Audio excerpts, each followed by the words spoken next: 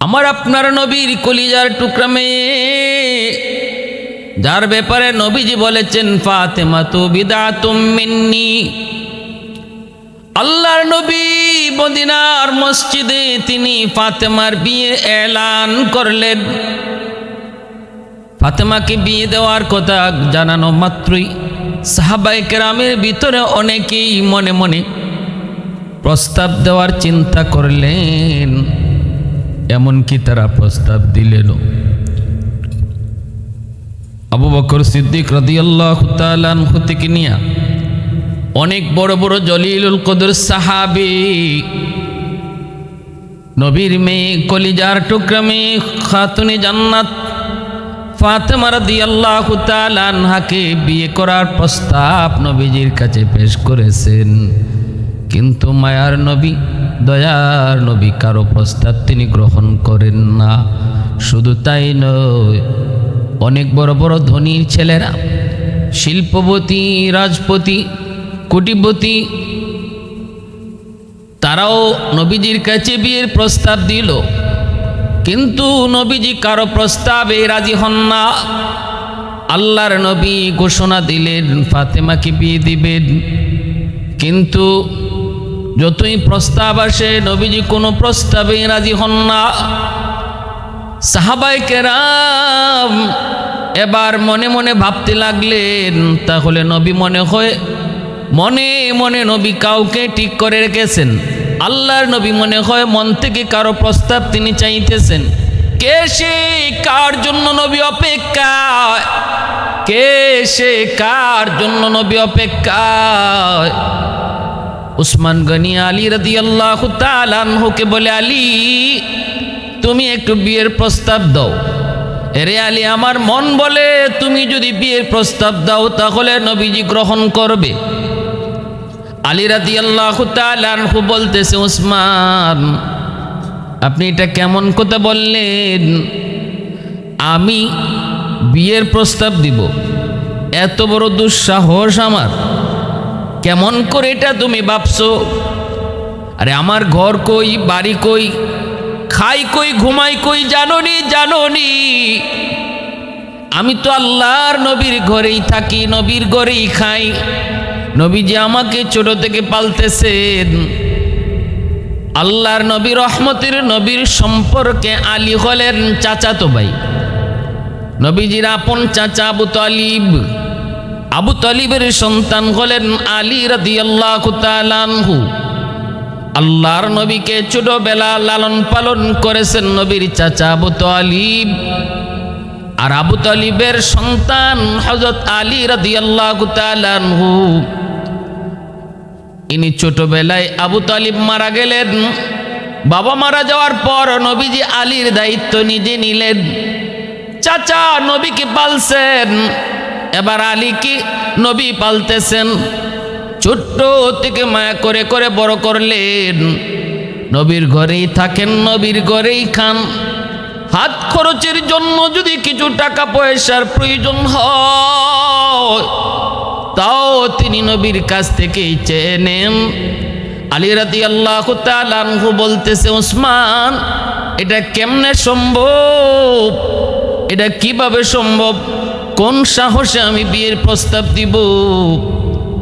আলী রাদিয়াল্লাহু তাআলা আনহুর এই কথা শোনা মাত্রই উসমান গনি রাদিয়াল্লাহু তাআলা আনহু বলে, রে আলী, আমার মন বলে মায়ার নবী তোমার অপেক্ষা করতেছেন। আমার মন বলে তুমি যদি বিয়ের প্রস্তাব দাও আল্লাহর নবী তোমার বিয়ের প্রস্তাব গ্রহণ করবে। একটু সাহস করে যাও, যা তুমি বিয়ের প্রস্তাবটা দাও। আলী বলে, ভাই মাপ চাই, অসম্ভব, মাপ চাই, আমার দ্বারা সম্ভব নয়। সাহাবায়ে কেরাম আলীকে যতই বুঝায় আলী রাজি হয় না, যতই তারা বুঝায় ততই তিনি রাজি হয় না। উসমান গনি কয়, আলী একটু সাহস করে যা না, কিছু হবে না, আমরা তোমার পিছনে আছি। যদি কিছু দেখি নবী রাগ করেছেন, আমরা তো তোমার পিছনেই আছি, তোমার পাশে যায় দাঁড়াবো, যে কোনো পন্থায় নবীকে বুঝাবো। যাও, ভয় পেও না, ভয় পেও না, আমরা তোমার সাহস দিচ্ছি, যাও। আলী রাদিয়াল্লাহু তাআলা আনহুকে সাহস দিয়া উসমান গনি রাদিয়াল্লাহু তাআলা আনহু সহ সাহাবায়ে কেরাম আল্লাহর নবীর কাছে পাঠালেন। আলী নবীর কাছে ফাতেমার জন্য বিয়ের প্রস্তাব দিবেন। গেলেন নবীর কাছে, যে দেখেন নবীজি কিছু সাহাবায়ে কেরামদেরকে নিয়ে বসা। আলী যাই সালাম দিলেন, আসসালাতু আসসালামু আলাইকা ইয়া হাবিবাল্লাহ। নবীজি সালামের জবাব দিয়ে বলতেছেন, কি ব্যাপার আলী? আলী কয়, নবী গো, একটা কথা বলতে চাই। আল্লাহ নবী কই, কি কথা একটু কও। যেই মাত্র নবী কইছেন কি কথা একটু কও, আলী দিছেন দৌড়। এক দৌড়ে মসজিদ থেকে বের হয়ে গেছেন, কথা আর বলতে পারেন নাই। আল্লাহর নবী অবাক তো হওয়ার কথাই, নবীজি অবাক হলেন। আলী বলতে চাইল কি যেন, কিন্তু না বলেই চলে গেল। ঘটনা কি, কেনই বা এসেছিল, কি বা বলতে চেয়েছিল, কিন্তু না বলে চলে গেল কেন? নবীজির মনের ভিতরে অনেকগুলি প্রশ্ন। বের হইয়া মাত্রই উসমান গনি কয়, আলী কইসনি, প্রস্তাব দিসনি? আলী কয়, প্রস্তাব দিমু? বলো কোন রকম বাচ্চা আইছি, এই কথা কও, প্রস্তাব তো দূরে। উসমান গনি কয়, রে আলী, এত বড় বীর পুরুষ তুমি, এখানে এত দুর্বল কেন? এ আলী, তুমি এত বড় বীর বাহাদুর, হায়দার তোমার উপাধি, যুদ্ধের ময়দানে বীর বাহাদুরি দেখাও, হিংসের সিংহের মতো বাঘের মতো গর্জন দাও, দুশ্মন তোমার নাম শুনলেই থরথর করে কাঁপে। আর এখানে তুমি একটা বিয়ার প্রস্তাব দিবা, ভয়ে পারো না, এটা কেমন কথা? আলী কয়, ভাই উসমান, মাপ চাই, আমারে যত যা কিছু বলো সব পারবো, কিন্তু এই কাজটা আমারে কইও না, কারণ আমার অত্যন্ত ভয়। কোন সাহসে আমি বিয়ে প্রস্তাব দিতে যাব? আমি আল্লাহর নবীর ঘরেই থাকি, নবীর ঘরেই খাই, সেখানে নবীর মেয়েকে বিয়ে করার প্রস্তাব আমি কোন সাহসে দেব? এটা আমার অত্যন্ত ভয়, এটা ছাড়া অন্য কথা কও, এই কথা কইও না। উসমান গনি কয়, আলী, আমার মন বলে যা, আগামীকাল আবার তারে বুঝায় শোনায় পাঠাইতেছেন। আলী আবারও কয়, তোমরা আমার পিছে থাকবানি, নবী যদি আমাকে ধমক দেন অথবা গুসা করেন, তোমরা আমার পিছনে থাকবাইনি। সাহাবায়ে কেরাম কয়, হ, টেনশন তুমি করবা না, কোনো ভয় নাই, কোনো টেনশন নাই, আমরা তোমার পিছনে আছি। দ্বিতীয় দিন আল্লাহর নবীকে পাঠাইলেন, আল্লাহর নবীর কাছে আলীকে পাঠাইলেন। এই দিনও আলী যায় নবীকে সালাম দেয়। নবীজিকে সালাম দেয়া কয়, নবী গো, একটা কথা। আল্লাহ নবী যেই মাত্র পিছনে তাকায় আলীর চেহারার দিকে, কি কথা কও? আলী আর কথা বলতে পারে না, এক দৌড় মসজিদ থেকে আবারও বের হয়ে গেলেন।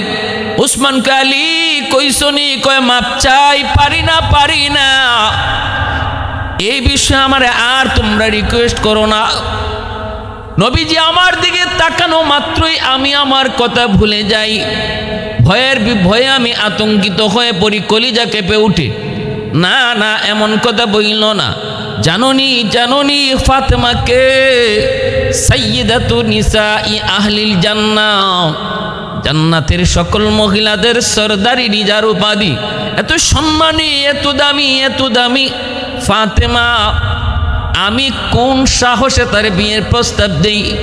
জানুনি ফাতেমাকে রহমাতুল লিল আলামিনের কলিজার টুকরা, কোন সাহসে আমি আলী তার বিয়ের প্রস্তাব দেই?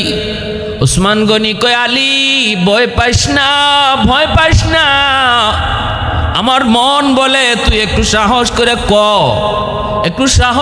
ক বেটা, আমার মন কয় নবীজি তোর প্রস্তাব পাইলে বড় খুশি হয়ে যাবে। তৃতীয় দিনও আলীকে পাঠাইতেছেন।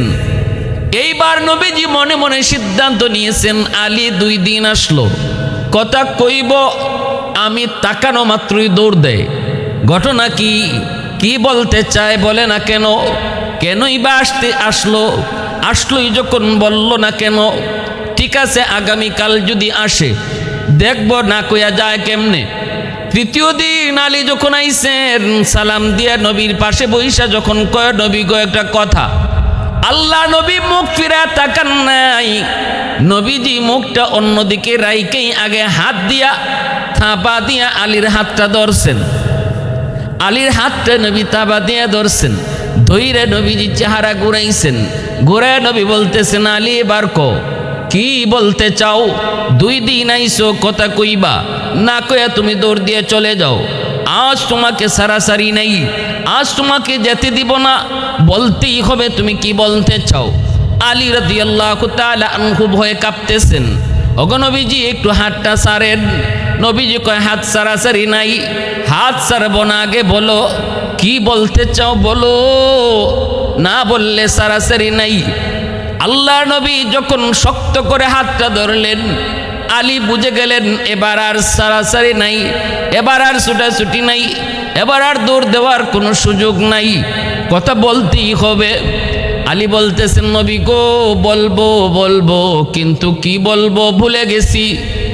নবী কই, আলী ডানে বামে কথা ঘুরায় না, ভুলে থাকলে তুমি ইয়াদ করো, কথা কিন্তু আজকে বলতেই হবে। কোন কথা নিয়ে তুমি 3 দিন আমার কাছে আসতেছো?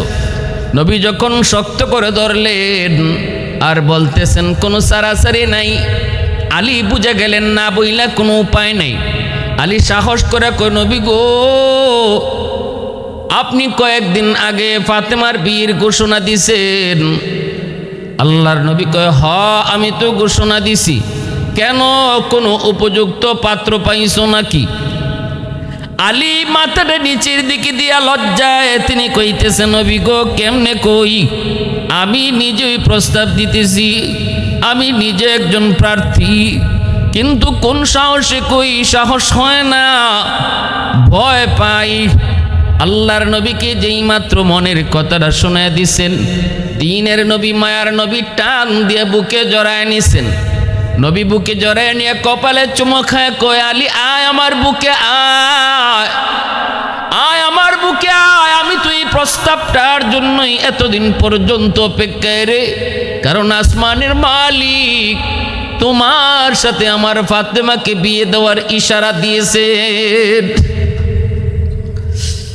उल्फत में तेरी वाई सीने दंदन को तूरा, उल्फत में तेरी वाई सीने दंदन को तूरा, बू बकर उमर नक्श कदम तेरा न छुरा, बू बकर उमर नक्श कदम तेरा न छुरा, आयुष्शाक नबी वाक़े असरारे मदीना, सुल्तान का सुल्तान है सुल्तान मदीना, सरकार का सरकार है सरकार मदीना, गुलजार का गुलजार है गुलजार मदीना।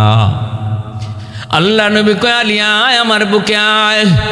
নবীজি বুকে নিলেন, কপালে চুমু খায়। এখন আল্লাহ পাকের ইশারা, আল্লাহ পাক তোমার সাথে ফাতেমাকে বিয়ে দেওয়ার ইশারা দিয়েছে। আলী আয় আয় আমার বুকে আয়। এবার হযরত আলী রাদিয়াল্লাহু তাআলা আনহু বড় খুশি হলেন, বুঝে গেলেন আল্লাহর নবী রহমতের নবী বলে, আলী আমার মেয়ে ফাতেমাকে বিয়ে তো করবা, কিন্তু মোহর আসেনি। মোহর কি দিবা? মোহর তো লাগবে, কারণ একজন নারীর জন্য বিয়ের সময় মোহর এটা নারীর হক, নারীর পাওনা। পুরুষের জন্য মোহর দেওয়া ওয়াজিব। আল্লাহর নবী রহমতের নবী বলে, আলী মোহর আসেনি, কি তুমি মোহর দিবা? মোহর দেওয়ার মতো কি আছে? আলী বলে, নবী গো কি মোহর দিব? আমার কাছে কি এমন আছে? যা আছে সব তো আপনি জানেন। আল্লাহর নবী গো কিসের মোহর? এই না আপনার ঘর থেকে খেয়ে বের হইলাম, রাতে যে আপনার ঘরেই ঘুমাবো, আপনার ঘরেই খাই, আপনার ঘরেই ঘুমাই, হাত খরচের পয়সা লাগলো আপনার কাছে চেয়ে নেই, আমি আবার মোহর দিব কোথা থেকে? নবীজি বলে, আলী এই কথা কয়ে লাভ নাই, মোহর তো লাগবেই। আল্লাহ পাক বলেছেন, ওয়া আতুন নিসা সাদুকাতিহিন্না নিহলা, খুশি খুশি তোমরা নারীদেরকে মোহর দাও। আল্লাহ পাক রব্বুল আলামিনের আদেশ, এজন্য মোহর দেওয়া ওয়াজিব। বিয়ের ক্ষেত্রে মোহর ধার্য করা ওয়াজিব, দেওয়াই লাগবে, এটা না দেওয়ার কোনো সুযোগ নাই। শরীয়তের বিধান হলো মোহর যদি কোনো পুরুষ কোনো নারীকে না দেয়, শুধুমাত্র কাগজে লেখা রাখে, আর ওই অবস্থায় সে মোহর না দিয়ে যদি মারা যায়, কিয়ামতের ময়দানে একজন বিবি একজন স্ত্রী সবার আগে আল্লাহর আদালতে স্বামীর বিরুদ্ধে মোহরের মামলা দিবে। মোহরের মামলা এটা বান্দার হক, এটাকে হকুল ইবাদ বলে। হকুল ইবাদ বড় খতরনাক, বড় সঙ্গীন। আল্লাহর হক আল্লাহ চাইলে মাফ করে দিবে, কিন্তু বান্দার হক আল্লাহ কখনো মাফ দিবে না। স্ত্রীর মামলা যদি স্বামীর উপরে থাকে, স্বামীর মামলা যদি স্ত্রীর উপরে থাকে, সন্তানের উপরে যদি বাপমার মামলা থাকে, ভাইয়ের উপরে যদি ভাইয়ের মামলা থাকে, ভাইয়ের উপরে যদি বোনের মামলা থাকে, যদি বোনে মামলা দেয়, আল্লাহ আমার ভাই আমাকে সম্পদ দেয় নাই, আব্বার রেখে যাওয়া সম্পদ, যেই সম্পদ তুমি ধার্য করেছো, আল্লাহ পাক নিজে ওয়ারাসত বন্টন করেছেন। কে কতটুকু অংশ পাবে বাবা মারা যাওয়ার পর, ভাই কতটুকু, বোন কতটুকু বন্টন করেছেন মালিক। দুনিয়ার কোনো মেম্বার নয়, কোনো চেয়ারম্যান নয়, কোনো এমপি নয়, আহকামুল হাকিমিন মালিক, সকল জাহানের মালিক, আমার আপনার মালিক, তিনি এই বন্টনটা করেছেন। অতএব যদি এই বন্টন কেউ কাউকে না দেয়, ভাই যদি ভাইকে কম দেয়, ভাই যদি বোনকে না দেয়, আল্লাহ কর্তৃক যেই পাওনা সেই পাওনা যদি কেউ কাউকে না দেয় রে যুবক, এটা হকুল ইবাদের ভিতরে গণ্য, বান্দার হক নষ্ট করার মধ্যে শামিল। কিয়ামতের ময়দানে আল্লাহ পাক রব্বুল আলামিন সাফ সাফ জানিয়ে দিবে, বান্দা এক ওয়াক্ত নামাজ তোর কাজা হয়েছে, আমি আল্লাহ তোরে মাফ করে দিলাম। একটা রোজা তোর কাজা হয়েছে, যা আমি আল্লাহ তোরে মাফ করে দিলাম। কিন্তু তুই যে তোর ভাইয়ের হক মারছো, তুই যে তোর বোনের হক নষ্ট করেছো, তুই যে তোর স্ত্রীর মোহর দেও নাই, এই বিষয়টা কিন্তু আমি আল্লাহ কিছু জানি না। আজ তারা আমার আদালতে মামলা করেছে, এই মামলার রায় তুমি আগে পাও, তারপরে তুমি তোমার নামাজ রোজা হজ জাকাত লইয়া জান্নাতে যাও। নতুবা তোমার জীবনের নামাজ, তোমার জীবনের রোজা, তোমার জীবনের হজ, তোমার জীবনের যাবতীয় আমল এক জায়গায় আটক থাকবে। মানুষের যা হক নষ্ট করেছ সবগুলি হক, এই হকের বদলা তোমার নেকি তাদেরকে দেওয়ার পর যা থাকবে তখন তোমার আমল হিসাব করা হবে। কিয়ামতের ময়দানে রাসূল বলেন, জাননি দুনিয়াতে যেই মানুষটা নিঃস্ব অসহায় সে গরিব নয়, সবচেয়ে বড় গরিব হলো যে মানুষটা পাহাড় পরিমাণ নেকি লইয়া জান্নাত আল্লাহর দরবারে উঠছে, কিন্তু এই নেকি তার কোনো কামে আসে নাই। মানুষের হক যা নষ্ট করেছিল, এই হকগুলা দিতে দিতে তার সব নেকি শেষ হয়ে যাবে। পাহাড় পরিমাণ নেকি ছিল কিন্তু কোনো নেকি নাই। স্ত্রীর মামলা, এই মামলা ডিসমিস করতে স্ত্রীকে তার হজের সওয়াব দিয়ে দিবে। বোনের মামলা, বোনের হক দেয় নাই, এই মামলা ডিসমিস করতে তার জীবনের অনেকগুলি নামাজের সওয়াব বোনকে দিয়ে দিবে। এইভাবে ভাইয়ের হক নষ্ট করেছে, প্রতিবেশীর সীমানা ঠেলছে, প্রতিবেশীর জমি দখল করেছে। এই মানুষগুলোর যতগুলি হক, ওই হকের মামলা আল্লাহর আদালতে দাঁড়াবে রে যুবক। ওই মামলা পরিশোধ করতে যায় তার হাত নিঃস্ব হয়ে যাবে, সে অসহায়। রাসূল কয় সেই হলো সবচেয়ে বড় মুফলিস, সেই হলো সবচেয়ে বড় মুফলিস। লা দিরহাম লাহু ওয়ালা দিনারা, যার দিরহাম নাই দিনার নাই সে বড় মুফলিস না, সে নিঃস্ব না, সে মিসকিন না, সে অভাবী না। সবচেয়ে বড় অভাবী হলো ওই মানুষটা যার নেকি আছিল অনেক, কিন্তু নেকি কিছুই তার হাতে থাকে নাই, সব মানুষকে দিয়ে দিতে হয়েছে। এজন্য বলি সাবধান, মোহর এটা কাগজে লেখার বিষয় না, মোহর দেওয়া ওয়াজিব, নগদ পরিশোধ করে দিতে হয়। যদি নগদ নাও পারো তা কিছু দিয়া হলে বাকিটা মরণের আগে আগে পরিশোধ করা লাগবে। মরণের আগে আগে সব মোহর পরিশোধ করা লাগবে। মৌতের আগে আগে যদি তোমার মোহর পরিশোধ করা না হয়, কিছু থাকে, তাহলে মনে রাখো যে এইটুকু থাকছে, এই মামলা হাসরের মাঠে তোমার স্ত্রী আল্লাহর আদালতে দিবে। এত মায়া, এত মহব্বত, যে স্ত্রীর জন্য যে ভালোবাসা, এই ভালোবাসা কিছুই হাসরের মাঠে থাকবে না রে যুবক। যে স্ত্রীকে তুমি দিল থেকে বেশি ভালোবাসো, চাওয়া মাত্রই তার চাওয়া, সমস্ত চাওয়া পূরণ করো। চাওয়া মাত্রই তুমি তার সামনে হাজির করো। স্বর্ণ চাই স্বর্ণ, শাড়ি চাই শাড়ি, ত্রিপিস চাই ত্রিপিস, যত যা কিছু চায় সব দিয়েছো, কিন্তু এরপরও কিয়ামতের মাঠে বিন্দু পরিমাণ তোমার প্রতি দরদ দেখাবে না যদি মোহরের টাকা বাকি থাকে। আর যদি স্ত্রীর উপরে তুমি কষ্টদায়ক কোনো আচরণ করো, স্ত্রীকে যদি মারধর করো, স্ত্রীর সাথে যদি খারাপ আচরণ করো, বিবির সাথে যদি তুমি খেয়ানত করো, যদি তার এই মানসিক টর্চারিং করো, এটাও তার হক নষ্ট করা। কারণ এই মানুষটা দুর্বল, সে মাজলুম, সে মাজলুম। আল্লাহ রসুল কয় ইত্তাকি দাওয়াতাল মাজলুম ফাইন্নাহু লাইসা বাইনাহা ওয়া বাইনাল্লাহি হিজাব। মনে রাখো, দুর্বলের উপরে কেউ জুলুম কইরো না। রসুলে কয় দুর্বলের আহাজারি আল্লাহর দরবারে পৌঁছতে বাধা থাকে না। ঘরের ভিতরে আমার স্ত্রী আমার কাছে সবচেয়ে বেশি দুর্বল, কারণ এই ঘরে তার সাথে তার মা আসে নাই, বিয়ের সময় বোন সাথে আসে নাই, বিয়ের সময় আদরের ভাই আসে নাই।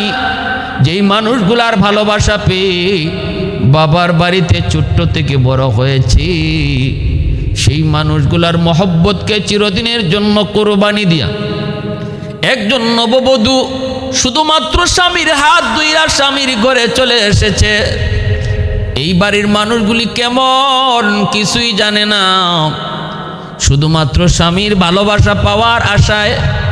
আজ যদি তুমি স্বামী তারে ভালোবাসা না দাও, যদি তারে টর্চারিং করো, তারে মানসিকভাবে প্রেসার দাও, শারীরিক নির্যাতন করো, রেডি থাইকো, চোখের পানির ফোঁটা কিন্তু জমিনে নেয় না রে যুবক।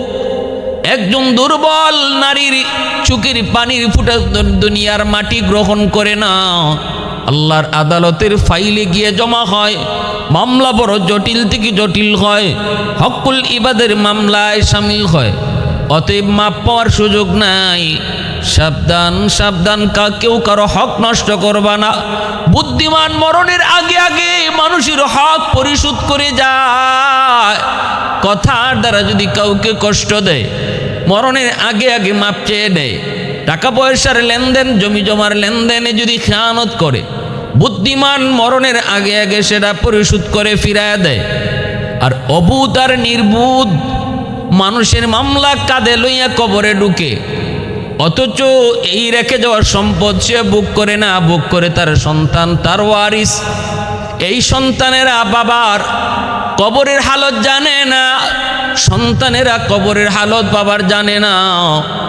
জানতো যদি বাবা যে অন্যায়ভাবে মানুষের হক নষ্ট করেছে, এই সম্পদ সন্তানেও রাখতো না, সন্তান এটা ফিরে দিত, কিন্তু বাবার হালত জানে না, জানে না।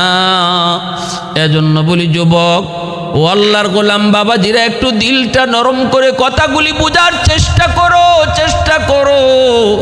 যেই সম্পদ তুমি অন্যের কাছ থেকে মাইরা দখল কইরা সন্তানরে দিয়ে যাইতেছো, এই সন্তান কিন্তু হাসরের মাঠে তুমি বাবার পরিচয় দিবে না।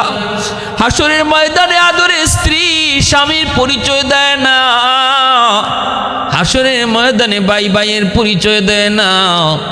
বিন্দু পরিমাণ কেউ তোমার উপকার করবে না। ইয়াউমা ইয়াফিরুল মারউ মিন আখিহি ওয়া উম্মিহি ওয়া আবিহি ওয়া সাহিবাতিহি ওয়া বানিহি লিকুল্লি ইমরিইম মিনহুম ইয়াউমা ইযিন শা'নুন ইউগনিহি। আল্লাহ পরিষ্কার বলছেন, সবাই খালি ইয়া নফসি ইয়া নফসি কইব, সবাই খালি কইব আল্লাহ আমারে বাঁচাও, আল্লাহ আমারে বাঁচাও, আমারে বাঁচাও। কোথায় আমার স্ত্রী, কোথায় আমার বাবা, কোথায় আমার মা, কোথায় আমার সন্তান? আল্লাহ কয় কিয়ামতের মাঠে একজনেও এই কথা কইতো না। এ মানুষ, সাধারণ মানুষ তোমরা যারা, তোমরা তো বহুদূর, কোন নবী পর্যন্ত আল্লাহর দরবারে হাসরের ময়দানে এই কথা কইতো না। নূহ নবী কইতো না মালিক আমার আব্বা কই, আমার সন্তান কই, কথা আল্লাহরে কইতো না। নূহ নবীও কইব ইয়া নফসি, ইয়া নফসি, আল্লাহ আমারে বাঁচাও, আমারে বাঁচাও। ইব্রাহিম পয়গম্বর কইব আল্লাহ আমারে বাঁচাও। এইভাবে সকল নবী শুধু কইব আমারে বাঁচাও। শুধুমাত্র কেবলমাত্র আমার আপনার নবী, রহমতের নবী, দু জাহানের বাদশাহ, সাইয়্যিদুল মুরসালিন নবী মুহাম্মদুর রাসূলুল্লাহ সাল্লাল্লাহু আলাইহি ওয়াসাল্লাম শুধু বলবেন ইয়া হাব ইয়া উম্মতি, ইয়া উম্মতি, ইয়া উম্মতি, ইয়া উম্মতি। আল্লাহ আমার উম্মত কই, আল্লাহ আমার উম্মত কই, আমার উম্মতের কি হালত? শুধুমাত্র কেবলমাত্র আমার আপনার নবী বলবে। সুপারিশ করার অধিকার একমাত্র আল্লাহ তার হাবিবকে হাসরের মাঠে দিবে, আর কেউ সুপারিশ করার অধিকার পাবে না। এজন্য বলি যুবক সাবধান, বুদ্ধিমান কখনো অন্যের হক নষ্ট করে কবরে যায় না। বুদ্ধিমান অন্যের পাওনা লইয়া কবরে যায় না। বোকা যারা তারা অন্যের পাওনা লইয়া কবরে যায়। মোহর ধার্য করা ওয়াজিব, পুরুষের জন্য মোহর দেওয়া ওয়াজিব। এটা লিখিত রাখার শুধু কাম না, আমাদের সমাজের ট্র্যাডিশন হলো লেখো মোহর 10 লাখ, লেখো মোহর 20 লাখ, লেখো মোহর 25 লাখ। মনে মনে নিয়ত হলো এটা লেখলেই চলে, দিতে হয় না। সাবধান, সাবধান, মনে রাখবা এই ধরনের নিয়ত কইরা যারা বিয়ে করতেছো, বিয়েটাই সহি হইতেছে না। আর যদি তুমি এই মোহর না দিয়া তুমি বিবির কাছ থেকে কৌশলে তুমি মাপ নাও, সেই মাপটাও মাপ হয় না রে যুবক। বাসর করে কৌশলে মাপ নিল মাপ হয় না। কারণ একজন স্ত্রী, একজন নববধূ মা বাবা সব চাইরা আনুষ্ঠানিকভাবে শত শত হাজারো মানুষকে জানায় যখন বিয়ে হয়, এই মহিলাটা স্বামী যদি বাসর করে কৌশল করে মোহর মাপ দাও, নাইলে আমি বাসর করে ঢুকবো না, মহিলাটা পরে বিপদে। নববধূ তখন মোহরের চিন্তা করে না, নতুন স্বামীকে বরণ করার জন্য সে বলে ঠিক আছে আমি মোহর মাপ করে দিলাম, ভালো করে আদ্রাইকো। এটা বিপদে ফালায়া মাপ নেওয়া, এটা মাপ হয় না। এটা তারে বিপদে ফালায়া মাপ নেওয়া মাপ হয় না। সাবধান, এই মাপ হাসরের মাঠে কোনো কাজেই আসবে না, কোনো কাজেই আসবে না। এজন্য মোহর যা পারো, সামর্থ্যের ভিতরে যা আছে দেওয়ার মতো এর দূরই লেখো। সামর্থ্য আছে 2 লাখ দেওয়ার, 2 লাখই মোহর লেখো এবং এই সামর্থ্য অনুযায়ী টাকাটা দেওয়ার চেষ্টা করো। টাকাটা তুমি পরিশোধ করো। সামর্থ্য নাই তোমার 1 লাখ টাকাও দেওয়ার, কিন্তু মোহর লেখাইছো 10 লাখ। আসেনি না নাই? সমাজে চলছে এমন। সম্পূর্ণভাবে এটা নিষেধ, সম্পূর্ণভাবে এটা নাজাইজ। এজন্য সামর্থ্য যা আছে এই পরিমাণ মোহর লেখো। পারলে নগদ দিয়ে দাও, না পারলে যদ্দূর পারো দাও। বাকিটা তুমি মাসের মাস তারে দিতে থাকো, দিতে থাকো, নিয়ত করো দেওয়ার, দিতে থাকো। এই অবস্থায় যদি মারা যাও, অন্তত আল্লাহর কাছে বলতে পারবা মালিক আমি তো পরিশোধ করার নিয়তে মাসের মাস দিতেছিলাম, আল্লাহ আমার তৌফিক অনুযায়ী মাসের মাস তারে আমি পরিশোধ করার নিয়ত করেছি, দিয়েছিও, কিন্তু হায়াত নাই। আল্লাহ হায়াত পাইলে আমি পরিশোধ করতাম। এতটুকু বললেও আল্লাহর কাছে মাপ পাওয়ার একটা উসিলা বের করা যায়। কিন্তু না, ইল্লাই নেই নাই। লেখো 20 লাখ, লেখো 25 লাখ। কিরে বেটা তোর তো সামর্থ্য নাই 2 লাখ দেওয়ার, 10 লাখ লেখাইলে কেমনি? কয় আর এটা দিতে হয় না, এটা লেখাইলেই চলে। নাউজুবিল্লাহ। মোহরে ফাতিমি আল্লাহ রাসূল সাল্লাল্লাহু আলাইহি ওয়াসাল্লাম খাতুনে জান্নাত ফাতেমা রাদিয়াল্লাহু তাআলা আনহার বিয়েতে হযরত আলী রাদিয়াল্লাহু তাআলা আনহু যে মোহর দিয়েছিলেন, এই মোহরটার নাম হলো ফাতিমি মোহর। এবং মোহর সর্বনিম্ন কত ধরতে হয় এই বিষয়টাতে আমি ইনশাল্লাহ আলোচনা করব। আসুন আমরা সামনের দিকে আগাই। এরপরে কি হয়েছে, আল্লাহর নবী বলতেছে, আলী ও আলী মোহর কি দিবা? আলী কয়, নবী গো কিছুই তো নাই, দিমু কি? রসুল কয়, তোমার ঢাল তলোয়ারটা যাও যায় বাজারে বিক্রি করো, যাই পাও তা দিয়েই মোহর ধার্য হবে। আলী রাদিয়াল্লাহু তাআলা আনহু ডাল আর তলোয়ার নিয়ে রওনা দিয়েছেন। রাস্তায় উসমান গনির সাথে দেখা। আলী কই যাও? নবী তো বিয়ের প্রস্তাবে রাজি হয়ে গেছে, কইছিলাম নি। কপাল খুলে গেছে আলী, কপাল খুলে গেছে আলী। আমি মনে মনে তখনই ভাবছিলাম, নবী তোমার অপেক্ষায়, তুমি তো সাহস করো না, আমি তোমাকে সাহস জুগাইছি, এখন কই যাও? কয় বাজারে যাই। কেন? কয় বিয়াতে কর্ম, মোহর তো দেওয়া লাগবে, আমার তো কিছুই নাই, মোহর দিমু কেমনে? রসুল কয়, ডাল তলোয়ার বাজারে বিক্রি করো। এই যে রওনা দিয়েছি, ডাল তলোয়ার বিক্রি করে যা পাবো তাই আমি মোহর ধার্য করব। আলী রাদিয়াল্লাহু তাআলা আনহু তখন বলতেছে, রে আলী, উসমান গনি বলতেছে, আলী এই ঢাল আর তলোয়ার আমার কাছে বিক্রি করো। আলী বলে, কত টাকা আপনি দিবেন? উসমান গনি কয়, নেও তোমারে 500 দিরহাম দিলাম। আলী রাদিয়াল্লাহু তাআলা আনহু 500 দিরহাম হাতে নিলেন। উসমান গনি কয়, নেও এই টাকা দিয়ে মোহর পরিশোধ করো। কারণ হযরত আলী তিনি গরিব, কিন্তু উসমান তিনি হলেন মদিনার সবচেয়ে ধনী সাহাবীদের ভিতরে একজন, নামই হলো জ্ঞানী। উসমান যেমন সম্পদের মালিক, তার দিলও ছিল উদার, দানের হাতও অনেক বড়। কিছু মানুষ সমাজে এমন আছে, টাকা আছে, পয়সা আছে, কিন্তু মন বড় না। আবার কিছু মানুষ এমন আছে, টাকা পয়সা যেমন আছে, মনও তেমন বড়। ভালো করে আদ্রাই করে যুবক, আল্লাহর নবী রহমতের নবী এক হাদিসে বলছেন, সম্পদের মালিক যে, কিন্তু সে যদি আল্লাহর রাস্তায় দান না কইরা এই টাকা সে খেলাধুলায় কাজে ব্যয় করে, আমোদ ফুর্তিতে ব্যয় করে, তাহলে মনে রাখো এর গুনাহ কিন্তু সে পাইতেছে। এই টাকা পয়সা ভালো কাজে ব্যয় করলো না, অন্যায় কাজে ব্যয় করলো। আরেকজন মানুষ গরিব, তার টাকা নাই, পয়সা নাই, নিয়ত করে কয়, আমার যদি টাকা থাকতো একটা সিনেমা হল দিতাম। যেই মানুষটা টাকা পয়সা থাকার কারণে সিনেমা হল বানাইলো, সিনেমা হল বানাইয়া সে যেই পরিমাণ গুনাহ কামাইলো, ওই গরিব মানুষটা টাকা নাই, পয়সা নাই, কিন্তু দিলে দিলে নিয়ত করেছে, আমার পয়সা হলে সিনেমা হল বানাইতাম। রসুল কয়, ওই ধনী লোকটা সিনেমা বানায়া, হল বানায়া যে গুনাহগার, গরিব লোকটা নিয়ত কইরাও সমান গুনাহগার।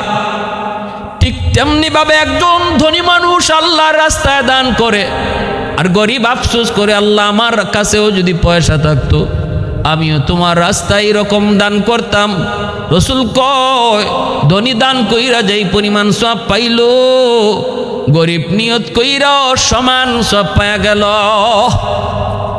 সুবহানাল্লাহি ওয়া বিহামদিহি, সুবহানাল্লাহিল আযীম। সমাজের ভিতরে কিছু মানুষ এমন আছে, পয়সা আছে কিন্তু মন নাই, আল্লাহ রাস্তায় দান করে না, অন্যান্য কাজে, খারাপ কাজে তার সব কাজে শরীক আছে। খেলাধুলার চাঁদা চাইলে চাঁদা দেয়, কিন্তু আজ মাহফিলের চাঁদা চাইলে দেয় না। হ্যাঁ, এখানে উদ্দেশ্য তার দুনিয়ার সুনাম কামানে, আখিরাতের চিন্তা নেই। আলী রাদিয়াল্লাহু তাআলা আনহু উসমান গনি রাদিয়াল্লাহু তাআলা আনহুর কাছ থেকে 500 দিরহাম নিয়ে রওনা দিলেন। হযরত উসমান তো তিনি আখিরাতের পাগল, তিনি তো টাকা পয়সা এমন জায়গাতেই ব্যয় করতেন যেখানে আখিরাতের পুঁজি হয়, সব টার্গেটে ছিল আখিরাতমুখী। আলী রাদিয়াল্লাহু তাআলা আনহু এই 500 দিরহাম আইনা তিনি মোহর হিসেবে রসুলের হাতে রাখলেন। ওই মোহরটাকে ফাতিমি মোহর বলা হয়। 500 দিরহামে 131 বড়ি রূপার সমান, 131 বড়ি রূপা 500 দিরহামে। তাহলে 500 দিরহামে যদি 131 বড়ি রূপা হয়, রূপার বড়ি হইল 1000 টাকা। সেই তুলনায় ফাতিমি মোহর হচ্ছে 1,31,000 টাকা। 1,31,000 টাকা হইল ফাতিমি মোহর। এটা আলী রাদিয়াল্লাহু তাআলা আনহু ফাতেমা রাদিয়াল্লাহু তাআলা আনহার বিয়েতে তিনি মোহর দিয়েছিলেন। এই মোহরটাকে ফাতিমি মোহর বলে। এর অর্থ এই না যে এটাই সর্বনিম্ন মোহর, শরীয়তে এর চেয়েও কম সুযোগ রাখছে। সর্বনিম্ন মোহর ধার্য করেছে শরীয়ত ইমাম আবু হানিফা রাহমাতুল্লাহি আলাইহির মতে, হানাফি মাযহাবে 10 দিরহাম। 10 দিরহাম, 10 দিরহাম সমপরিমাণ। 1 দিরহাম, 10 দিরহামে এরকমভাবে 2 ভরি রূপার সমান হয়। তো এরকম কেউ যদি 10 দিরহাম, বর্তমানে দিরহাম আর রূপার হিসাবটা আমার পরিষ্কার ক্লিয়ার জানা নাই, এই 10 দিরহাম সমপরিমাণ টাকা, এটা হলো সর্বনিম্ন মোহর। সর্বনিম্ন মোহর। তো প্রিয় হাজিরিন, এই সর্বনিম্ন মোহরটা দেওয়াই লাগবে, এর চেয়ে কম দেওয়া যাবে না, এর চেয়ে কম দেওয়ার কোনো সুযোগ নাই। সর্বনিম্ন মোহর হলো 10 দিরহাম।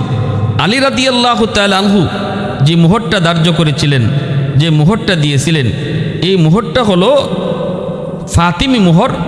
যেটা আমরা বললাম, ফাতিমি মোহর হলো আলী রাদিয়াল্লাহু তাআলা আনহুর এবং ফাতেমা রাদিয়াল্লাহু তাআলা আনহার বিয়েতে যেই পরিমাণ মোহর ধার্য হয়েছিল। প্যারে হাজির, 10 দিরহাম পরিমাণ বর্তমানে হইল 3.25 ভরি খাঁটি রূপা। 3.25 ভরি খাঁটি রূপা 10 দিরহামের সমপরিমাণ মূল্য। তো 3.25 ভরি খাঁটি রূপার যে দাম, এই পরিমাণ দাম হলো, এই পরিমাণ টাকা সর্বনিম্ন মোহর ধরতে হবে, এর চেয়ে কম ধরা যাবে না। 3.25 ভরি খাঁটি রূপার সমান দাম। এজন্য যে কথা বলতেছিলাম, আমাদের সমাজে এরকম বহু মানুষ আছে যারা ফাতিমি মোহর কি এটা ভালো করে বুঝি না। জানি ফাতিমি মোহর, কিন্তু ফাতিমি মোহর কত এটাও বুঝি না। সর্বনিম্ন মোহর কত দেওয়া যাবে এটাও জানি না। আমরা দুইটা বিষয় আজকে জানলাম। আলী রাদিয়াল্লাহু তাআলা আনহু, তিনাকে হযরত উসমান গনি রাদিয়াল্লাহু তাআলা আনহু, তিনি এই 500 দিরহাম দিয়া বলছেন, যাও তুমি যাইয়া মোহর ধার্য করো, মোহর দিয়ে দাও। আলী রাদিয়াল্লাহু তাআলা আনহু তিনি এই মোহর ধার্য করলেন, মোহর দিয়ে দিলেন। আর উনার বিয়েতেই হযরত উসমান গনি রাদিয়াল্লাহু তাআলা আনহু আলীর কাছ থেকে যেই ঢাল আর তলোয়ার তিনি কিনলেন, ওই ঢাল আর তলোয়ার উসমান গনি আলী আর ফাতেমার বিয়েতে তিনি উপহার দিয়ে দিলেন। সুবহানাল্লাহ, কত সুন্দর, কত সুন্দর। যেই জিনিস তিনি নিছিলেন আলীর তলোয়ার, সেই তলোয়ারটা আলীকে আবার বিয়েতে উপহার দিলেন। এই তো উসমান, এই তো উসমান, ইনি তো উসমান গনি, যার কাছে আল্লাহর নবী তার পরপর 2টা মেয়ে বিয়ে দিচ্ছেন। এজন্য উসমান গনিকে জিন্নুরাইন বলা হয়। একজন মেয়ে মারা যাওয়ার পর রসুল তার আরেক মেয়েকে উসমান গনির কাছে বিয়ে দিলেন। ভাইরা বন্ধুরা, জন্য বলছিলাম রে যুবক, উসমান গনি রাদিয়াল্লাহু তাআলা আনহুর প্রশংসায় কবি বলে, उस्मान तेरा नाम से इस्लाम रहेगा, उस्मान तेरा नाम से इस्लाम रहेगा, दुनिया की सदाकत में तेरा नाम रहेगा, दुनिया की सखावत में तेरा नाम रहेगा, दुनिया की सखावत में तेरा नाम रहेगा, हैदार तेरा नाम से इस्लाम रहेगा, दुनिया की शजाअत में तेरा नाम रहेगा, दुनिया की शजाअत में तेरा नाम रहेगा, सिद्दीक तेरा नाम से इस्लाम रहेगा, दुनिया की सदाकत में तेरा नाम रहेगा, फारूक तेरा नाम से इस्लाम रहेगा, दुनिया की अदालत में तेरा नाम रहेगा, मुआविया तेरा नाम से इस्लाम रहेगा, दुनिया की सियासत में तेरा नाम रहेगा, दुनिया की सियासत में तेरा नाम रहेगा। আল্লাহর নবী সাহাবী হযরত উসমান গনি রাদিয়াল্লাহু তাআলা আনহু তিনি এই বিয়েতে ঢাল তলোয়ার তিনি আবার উপহার দিয়ে দিলেন।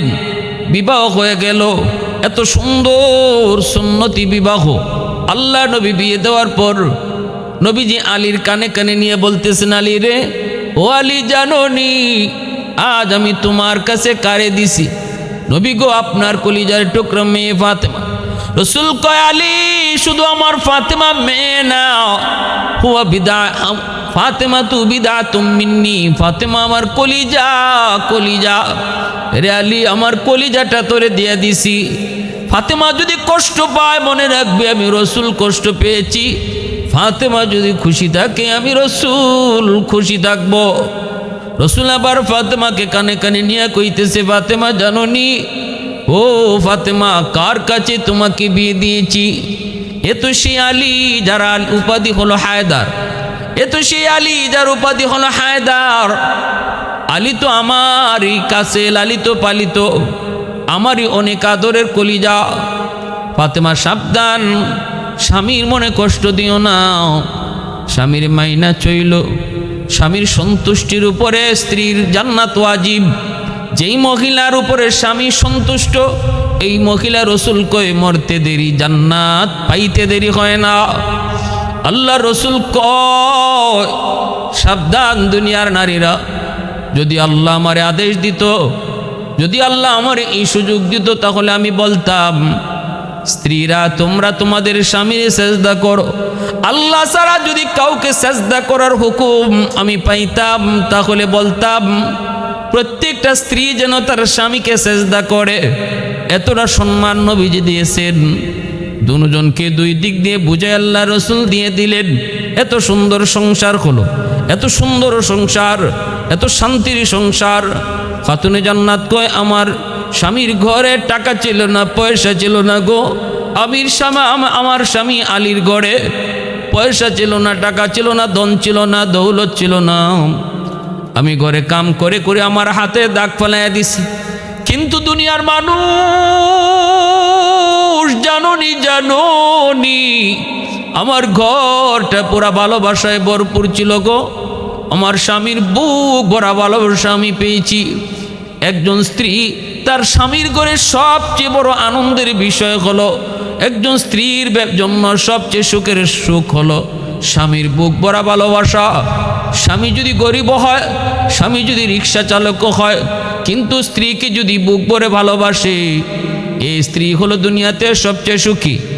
আর যদি স্বামী কোটি কোটি টাকার মালিক হয়, কিন্তু স্ত্রীর প্রতি ভালো